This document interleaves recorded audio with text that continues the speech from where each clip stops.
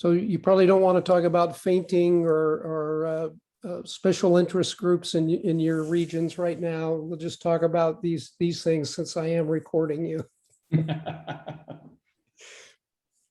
So thoughts, ideas, questions.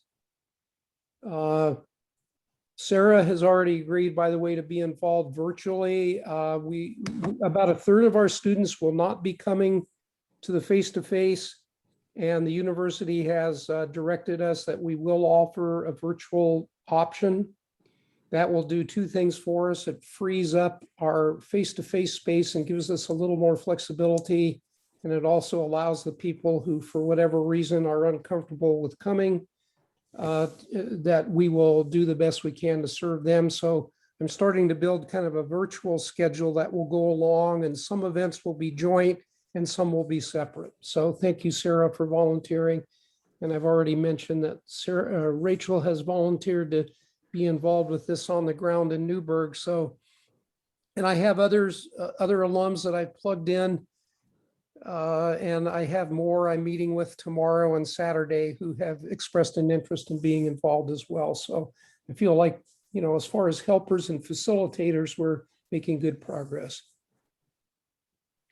Well, I think what I would want to say is bravo on the design of this week. I mean, it's just so intentionally crafted to go back and forth between reflection time and interaction time with each other. And I think that's just fantastic. I think the one question I have is really just to fill in some blank spaces for me and my understanding. I would love to know more about self-care plans and what the thinking is behind those, and how that fits in. It sounds wonderful. I just don't know what it is.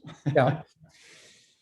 One of the things we talked about as a faculty before my colleagues left to take their break was we wanted to be intentional to give people tools and not to mandate particular practices necessarily, but tools to facilitate their ongoing commitment to caring for themselves into the fall. And so the plans are, after people reflect on who they are, what actually does refresh them, what charges them up, what inspires them, to then we're going to actually develop what I would call maybe a small accountability group or a partner, where you will develop a plan, you'll have a partner, and then once in a while you'll touch base during next year to say, how are you doing? And that will be tailored to each individual. And as I said, it will not be mandated about what the practices are, but we are asking for people to make commitments to themselves and to one another.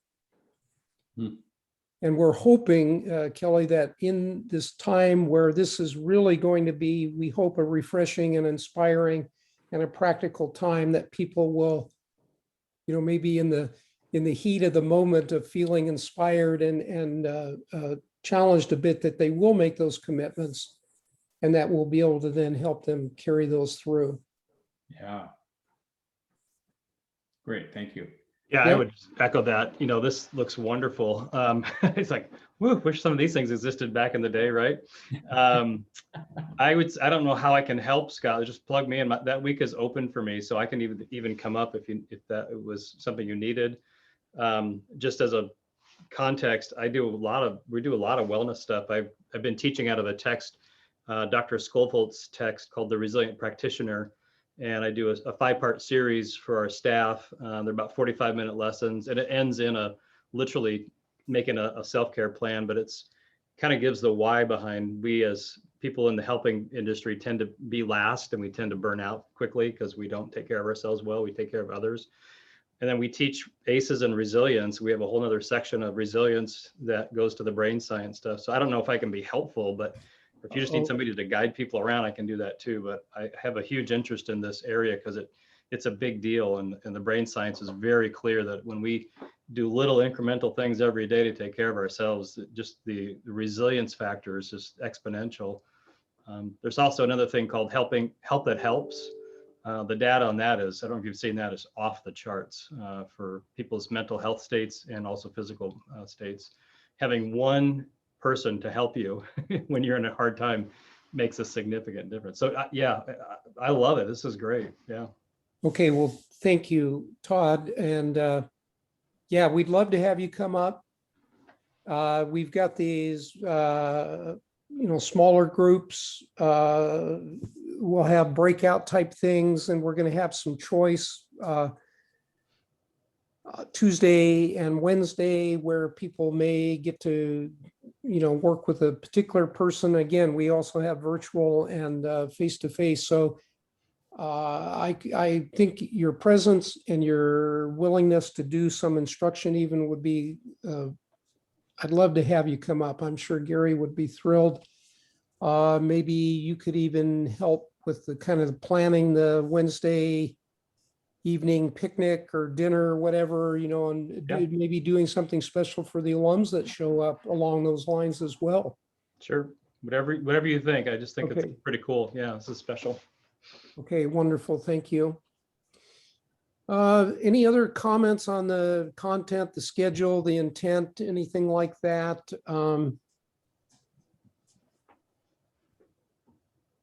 Yeah, I think this is just really a great concept. It's missing in, I think it's missing across our work. The people that will be coming, do you know what kind of work they're doing? Are they are they director level? Are they Yeah, I can give you a thumbnail sketch of our student population now, but I can probably give you a more precise answer next week. So Yeah, no hurry. I was Okay. thinking, some of the best things that I've seen in the virtual class type of format is if we had people that are in the field that were really telling what they truly do, what's actually a practical strategy. And I have some just superstar principals, and my assistant principal has a doctorate from George Fox, and Joel Hoff. Oh, yeah. And I just think it might be a nice thing to just kind of set up. I mean, you have down that it's a panel. That's yes, it would be wonderful if you recruit colleagues and friends to be involved with this. And, we could set something up. And the virtual is really what I need help on in that regard. And if you've got a couple of other colleagues that could help with that, we could have a panel, but then you could go to breakout rooms and, you could work with a smaller group based on their level of practitioner or something like that. We're expecting both in the on the ground and face-to-face, probably about 75 students. Okay. And this incoming class that Jay has recruited will be our largest incoming cohort of doctoral students ever. We're expecting about 27 to 30 new doctoral students this summer. Very cool. All right. And I won't go into the reasons why that is, other than Jay and my colleagues have worked very hard, but there are some other factors, one of which is TSPC changes, people trying to get in and get started on administrative work before, the regs change. But I would say of those 75 people, probably about 15 of those are higher ed, like teacher educators or things like that. Then of the 60 that remain, I would guess that probably you could divide those up to maybe 20, 20, 20, and you say you have 20 who are in district or ESD type roles. You have 20 that are in building leadership type roles, and then you have 20 that may be teachers, they may be coaches, TOSAs, so forth and so on, assorted. We have a few people that are not in education that are in the doctoral program, but that's kind of a rough thumbnail of who we are. But we could certainly, kind of filter people by position, by level, whatever, and we may in some of these groups. One of the things that's interesting in the breakout rooms, and I have been in I just countless hours of Zoom. I don't especially like the breakout rooms. I feel like they're taking, like something's being taken away from me from the greater conversation. Hmm. You don't get to like choose necessarily who you go to breakout with. I don't know that I want to use breakout rooms. I do think multiple voices is helpful. Can I ask a probably not a very smart question, but it says and or friends of Bradley. Yeah, it's, remember, this is a working draft.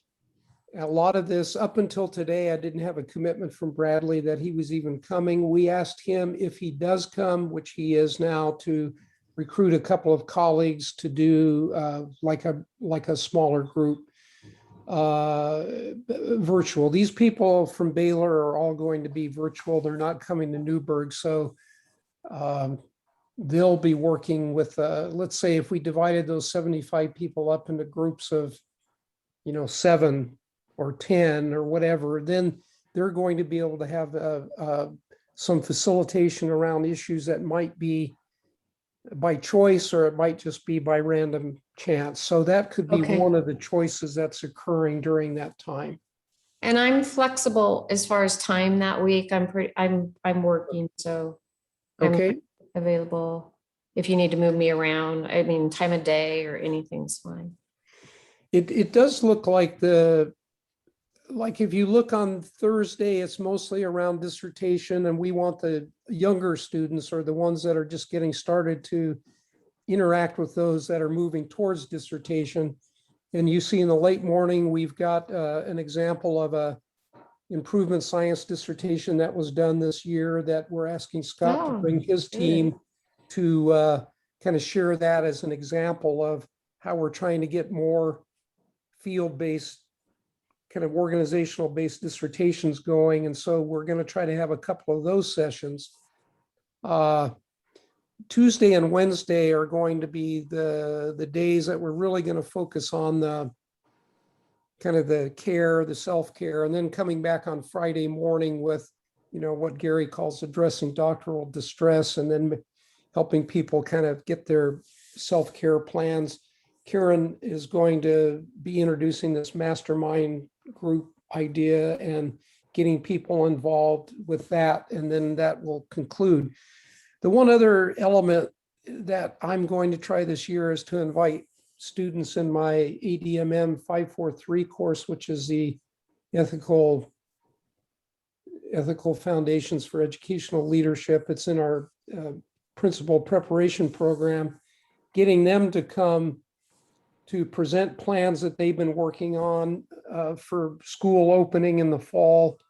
And Luke and Derek from Newburgh, who are our alums, Luke Neff and Derek Brown, will kind of be the assessors of those plans, kind of informal.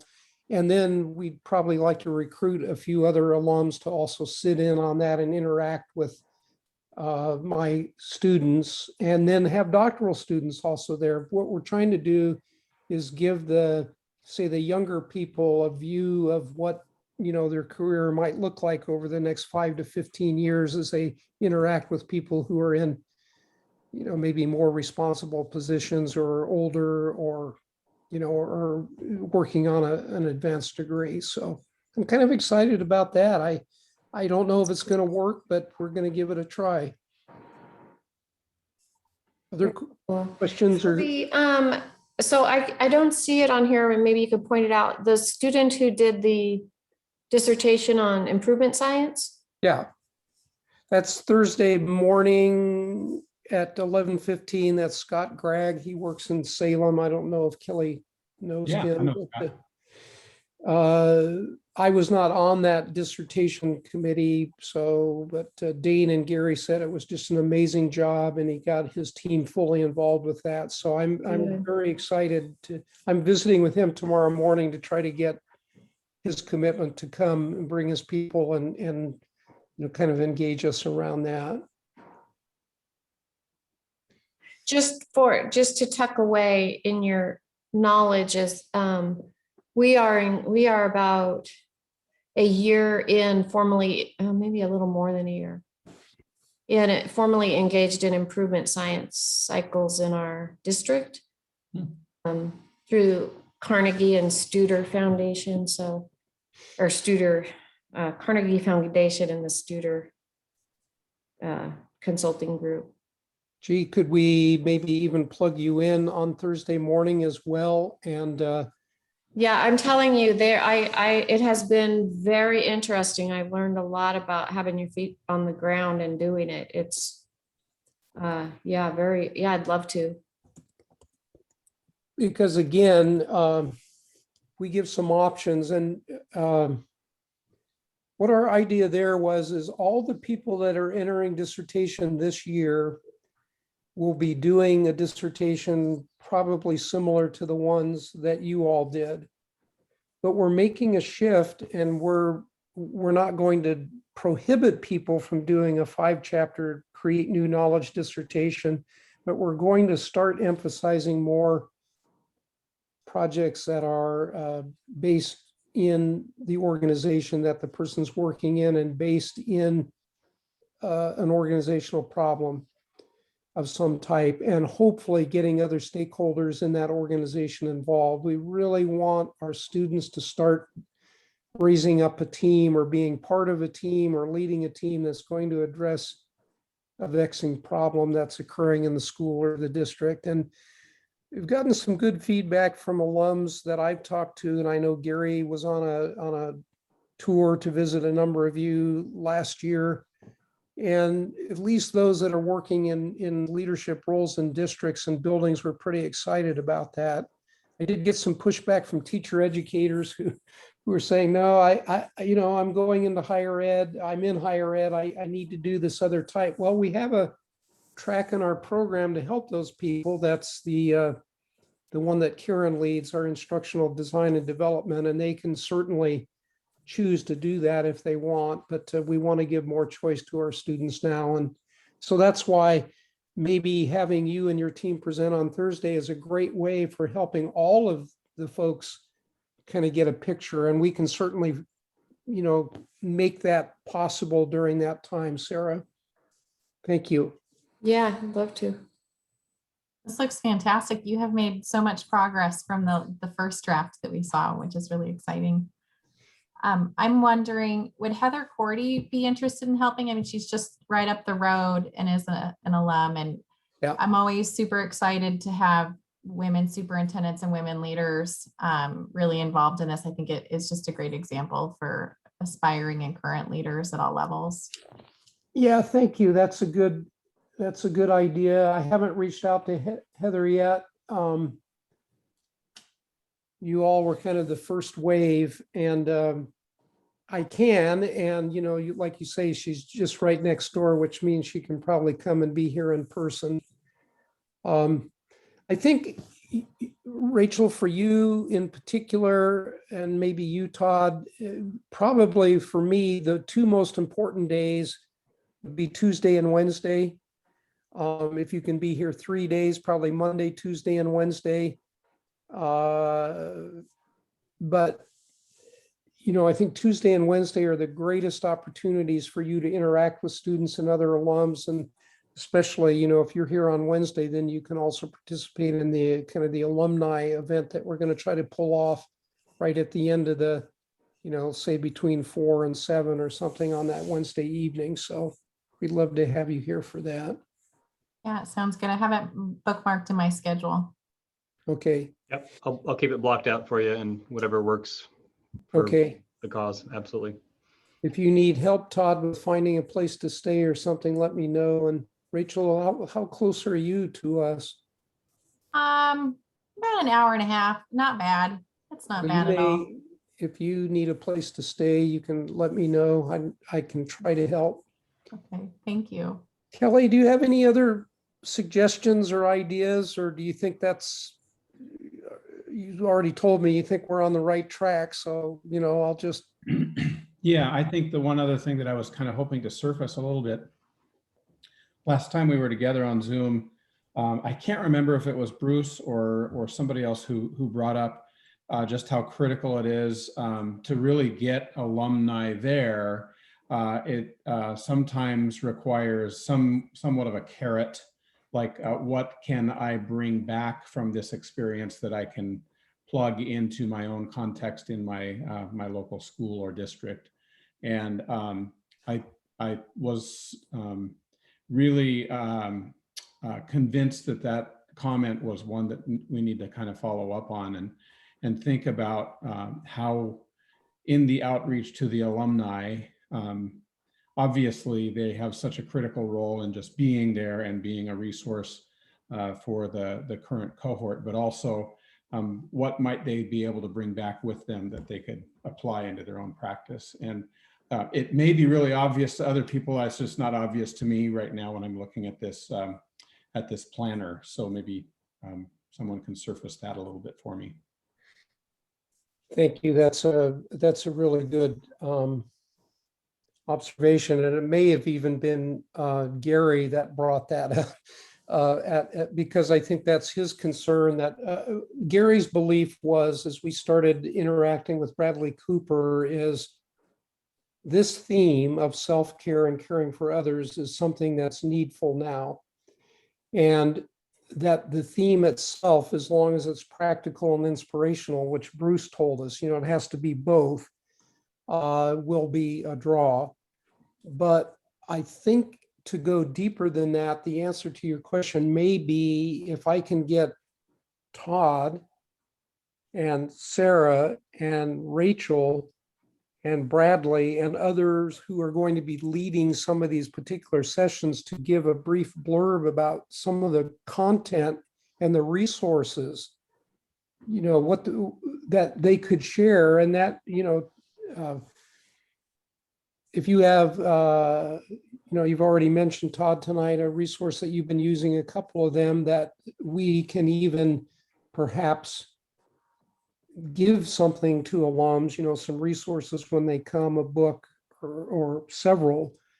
But I think it's also, you're right, it's like giving to our current faculty and students may be enough for some, but also getting and taking something home is important as well. So I guess what I'm saying, if we can be clear about, you're going to get some fellowship, you're going to get some, renew some acquaintances with friends, but you're also going to be able to participate in, these 5 sessions that may give, some added value to your trip to Newburgh. Yeah, I think that's great. We, And I don't know if the bookstore would jump in and give a little coupon discount for some George Fox swag, but that might be a thing too, where people go, yeah, I'm going to go to the bookstore and pick up a hat or something. I don't know, just 100%, Kelly, 100%. That I don't know why, but I'd go there just because I got 10 GFU bucks to go buy something or whatever. So okay, got it.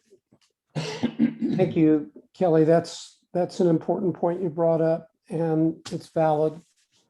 And I think clear communication about what is it, and why is it, and what you might get.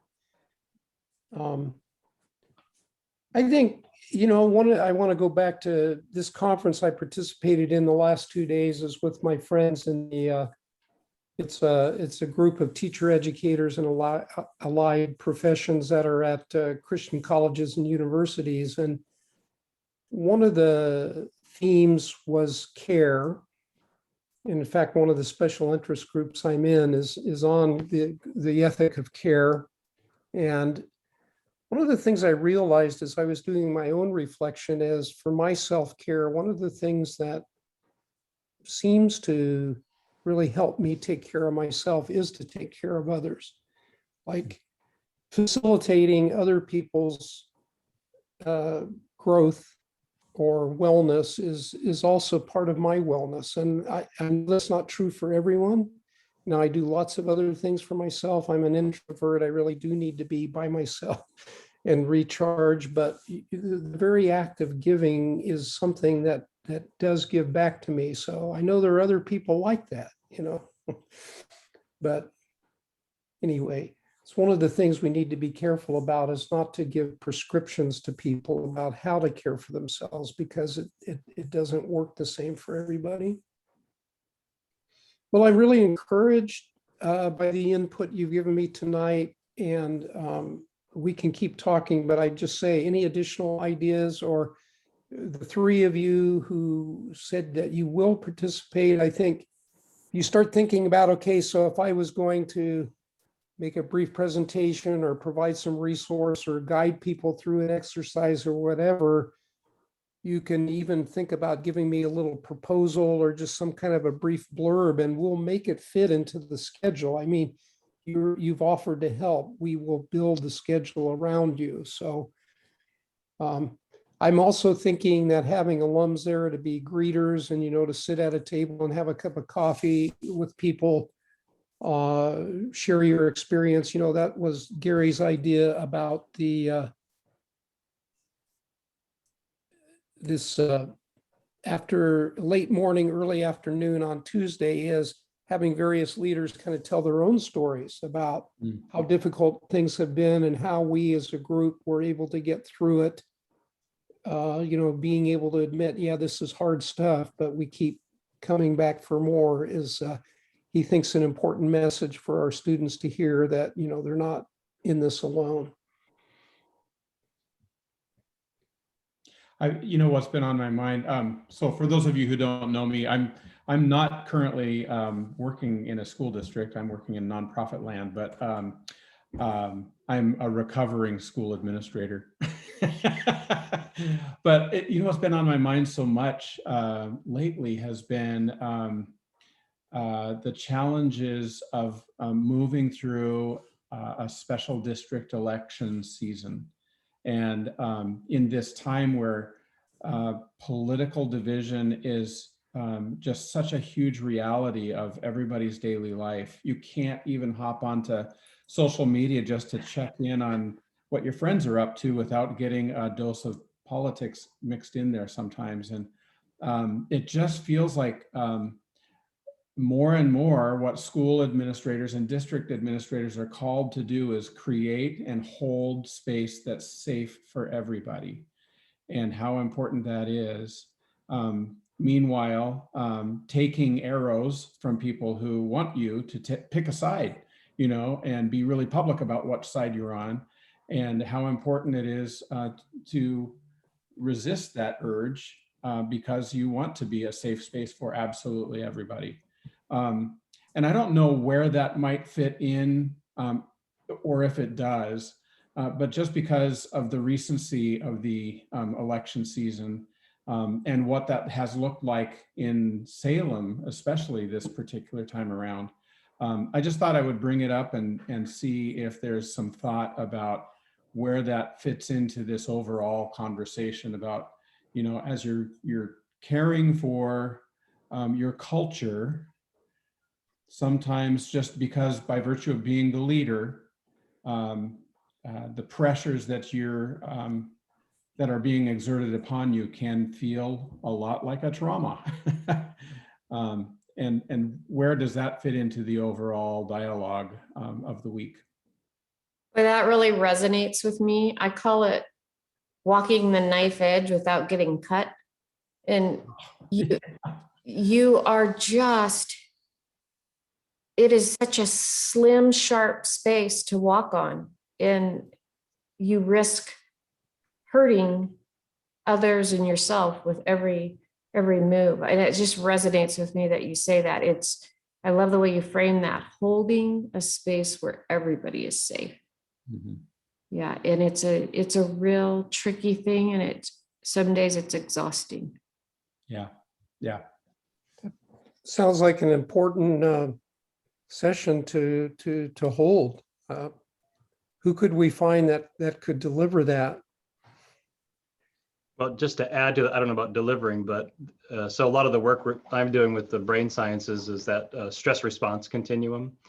So Kelly, that reminds me of when we are in those moments, which are, I would say, like an extended trauma, like our stress response, we move into a different part of our brain. The brain chemistry changes for protracted periods of time, it actually changes our physical neurological structures. And so how do you regulate yourself when you're there, you know, and when does co-regulation need to exist, and how do you make that happen, right? How does that even work? How do our mirror neurons play with that when you're faced with either like really angry social media or people that are right in your face that are very upset with the ways that you're not acting like they want you to act, right? Because you're holding the line. That just, for me, that just all this just is such an important time to talk about what's happening internally, and how do you then help yourself regulate through that so that you're not filling your body with chemical toxins that you're naturally creating to fend all this stuff off. You're living in this fight or flight state that becomes your superpower, but that's not a great place to live, right? So I don't know, it just, to me, that's what the science behind this is so powerful to understand. It's so empowering, right? To know, oh, this is what's happening. I can recognize what state I'm in. And I know this is when I just need to take a walk right now, because that's how I'm going to regulate myself, because I've got 20 minutes to get chemicals out of my system, and I'm going to get them out. I'm not going to let them stay in, right?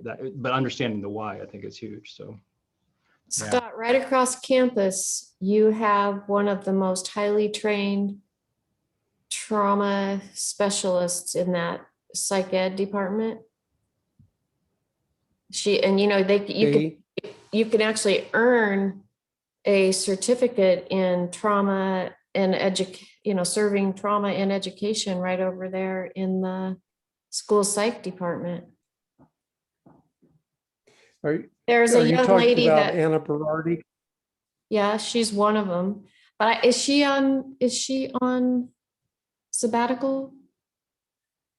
No, well, we reached out to Anna, and she was unavailable to help us this summer. But yes, she is a bona fide expert in trauma and trauma response. She has But some I could students that possibly- have. She has students that have spoken in the class, and I can't remember the lady's name, but I know that they will know. She is someone who has graduated and gotten the certificate from George Fox. And she is currently a school psych, like for an ESD or something, but they'll know who is just, you know, they're just knockout alumni. Thank you. That's a great tip. I'll pursue it. Not to say that Todd wouldn't be the one to present, because he's also in the field. no, I wasn't even advocating for that. No, I'm happy to let somebody else do it. I just think, Kelly, you highlighted such an important thing. And, you know, I think, Sarah, the role that you live in, my boss, I worry about my superintendent's health every minute. It's just hard. And so however, Scott, to work that in, I think just to give that nugget of, here's the science behind it, and here's the why, and you can take hold of that. You just have to know what it is. Yeah. Very good. So let me go down here, because I want to conclude here in a minute. But so we got feedback on the schedule. We talked a little bit about alum, and I think the message there is be very clear about what it is and what's being offered and why. And I got some additional facilitators and helpers tonight. So I feel like, wow, I accomplished all of my objectives. And I think for now, I'll continue working on the schedule. And Sarah and Todd and Rachel, if you could give me a couple of ideas about what you might be willing. If you assume like this was a conference and you're going to like a breakout and, you know, people have 3 or 4 choices, give me the deal about what you would do in a 45-minute or an hour session. And Sarah, we know that you may be doing two different types, you know, one to kind of demonstrate how improvement science is working in the district, but the other more on this stories from the field type of a thing.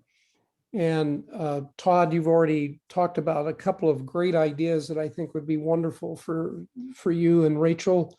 I'm reading your book. I think, you know, it'd be a great breakout session for new leaders.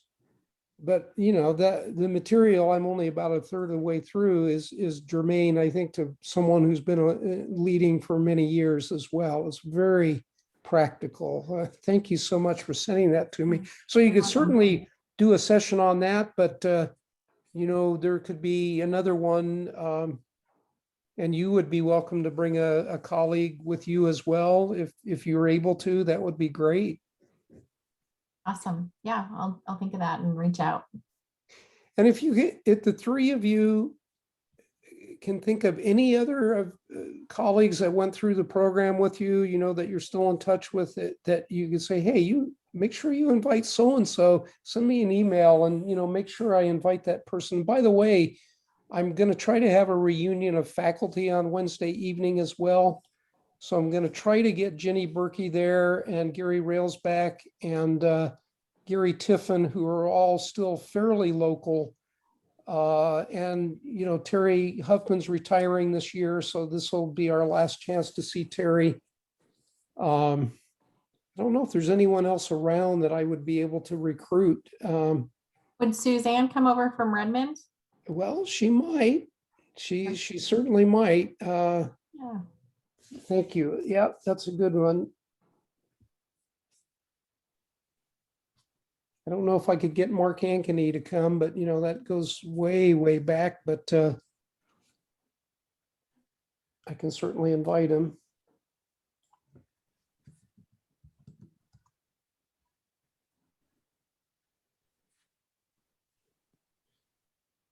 Thank you very much. I appreciate your help, and I'm getting excited about this. I think it could be a really important event for us, and hopefully it's going to set the tone. I think I'm really convinced that going to more of a conference approach and stepping away from kind of instead of just trying to deliver courses during the week, is kind of putting the courses on the other 3 weeks and kind of featuring a theme and really trying to zero in on relationships and around encouragement and inspiration could be what we'll do in the future as well. So maybe that's one of the good things that will come out of COVID for us, is a new direction for the summer program for us. Thank you. Any further thoughts, pass them along, email, and I'll send a note out to everyone that's been involved that will have a link to the recording, and you know, then that might just be a prompt for you to say hello to others or to send me another email. Have a good Sounds evening. great. Yeah, Sounds thanks for good. getting See us you all. together, Scott. Thank you. Thank you. Bye. Take care. Bye.